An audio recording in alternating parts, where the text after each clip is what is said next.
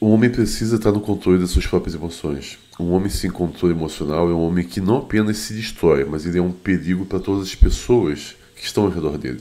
Vamos assistir esse vídeo aqui ao lado, que ele representa muito bem isso. Um homem, essa matéria dizendo, traição e vingança. Homem descobre traição na véspera do casamento e queima carro que daria de presente à noiva.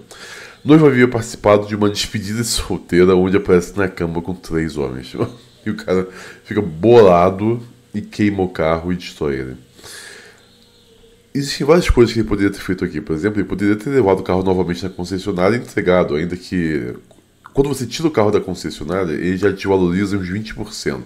Mas, mesmo assim, 20% a menos é melhor do que nada. Você poderia ter devolvido o carro. Ele poderia ter, por exemplo, mantido o carro com ele e vendido em uma outra ocasião.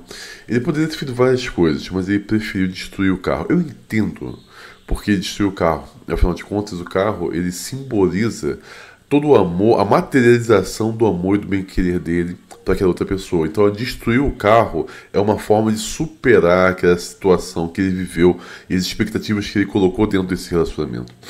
Mas isso é um desdobramento de algumas questões psicológicas masculinas muito importantes. A primeira delas é o seguinte, digníssimas, quando elas estão com problemas emocionais, elas se ferem. Nós temos alguns estudos bem interessantes que mostram que as digníssimas que têm problemas emocionais, elas tendem a se cortar. Quem mais faz isso é a digníssima, não os homens. As digníssimas se cortam e, de fato, cortar a própria pele causa alívio emocional momentâneo. Os homens não fazem isso. Enquanto elas se atacam, os homens destroem coisas para estabelecer a estabilidade emocional. Os estudos, por exemplo, mostram que um dos maiores casos de atendimento de jovens em hospitais é fratura na mão ou luxação das articulações da mão. Por quê? Isso é derivado deles baterem em coisas em momentos de raiva. O cara, quando está realmente desesperado emocionalmente, ele bate em coisas, ele quebra coisas, dá soco na parede, soco na mesa, porque isso vai causar nele alívio momentâneo. Existe essa diferença. Enquanto as digníssimas se machucam, os homens querem quebrar coisas.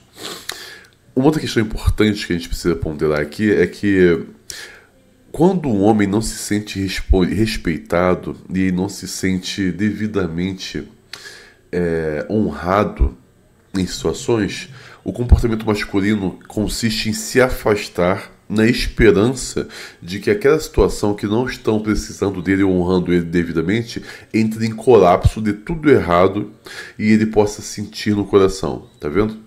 Não quiseram me honrar e agora vão sentir na pele o quanto eles precisam de mim. Essa é a esperança masculina, tá? E não adianta eu fingir que não é assim. Quando acontece algo que o homem não é devidamente honrado, ele se afasta mesmo, para que dê tudo errado. Peraí. Vem cá. Vem cá. Bom dia. Olha isso. O que é isso? Você pegou a tia Duda essas coisas, né? Minha sogra e... Como a gente está doente, a minha sogra veio cuidar da gente um pouco. Ele é da vovó? E da vovó? Ó, tô dói. A gente encontra isso no arquétipo, na Ilíada. Vai. Eu vou fechar. Em um determinado momento, Aquiles, que ele era o melhor guerreiro, né, dos gregos, eles estão enfrentando Troia. E Aquiles fazia diferença em campo de batalha, tanto Aquiles quanto seus soldados, que eram os mirmidões.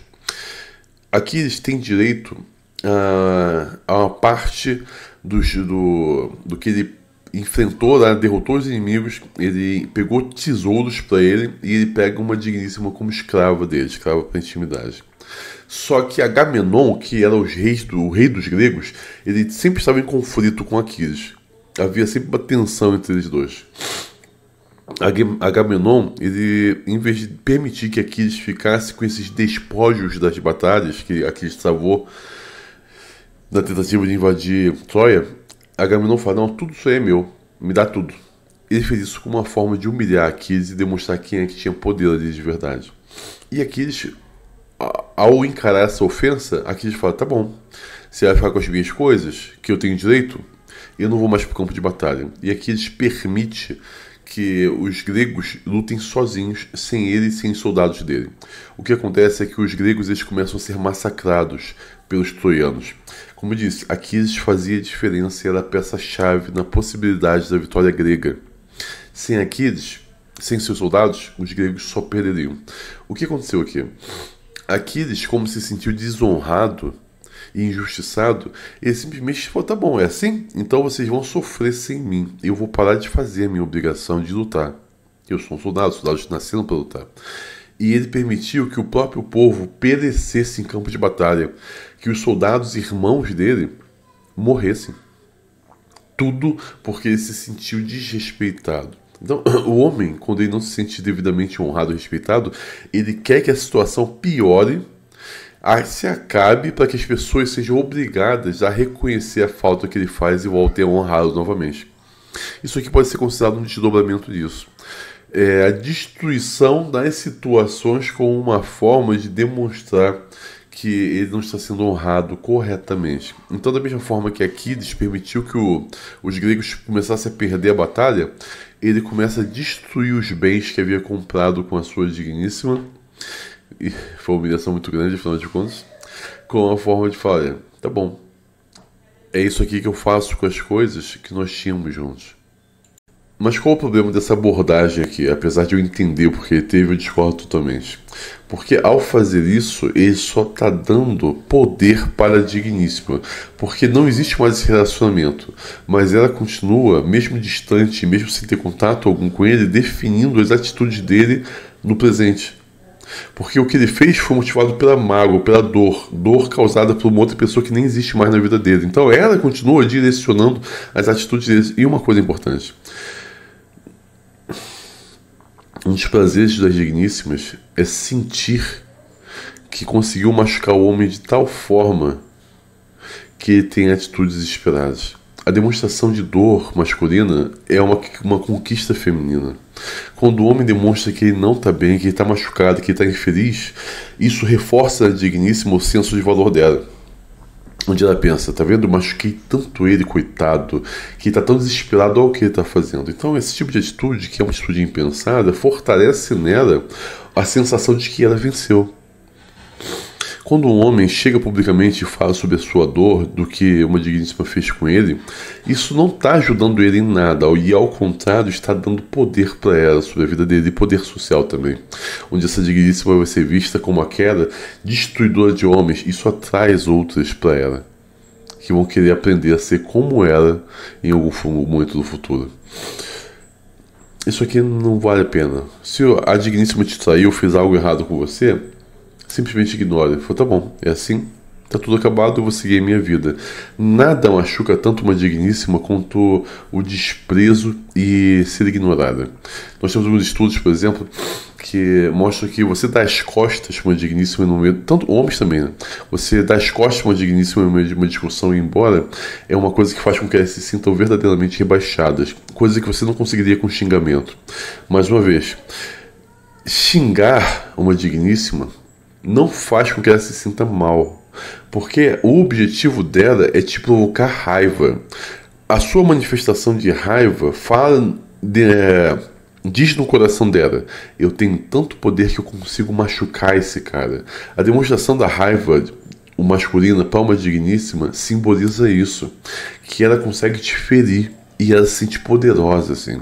Mas quando você simplesmente dá as costas e vai embora, larga ela falando sozinha, é isso que faz ela se sentir humilhada. Então, se você quer machucar alguém, sobretudo elas, ignore. A ser ignorada machuca com poucas coisas seriam capazes de fazer. Isso aqui só reforçou nela a sensação de poder que ela tem sobre esse rapaz. E não vale a pena perder um bem que destruiu o bem dele, o esforço dele, o suor dele em comprar isso, que ele poderia ter feito várias coisas. Não estou dizendo para ele voltar, ele fez certíssimo ter acabado esse relacionamento. Afinal de contas, você estava com 3 na cama.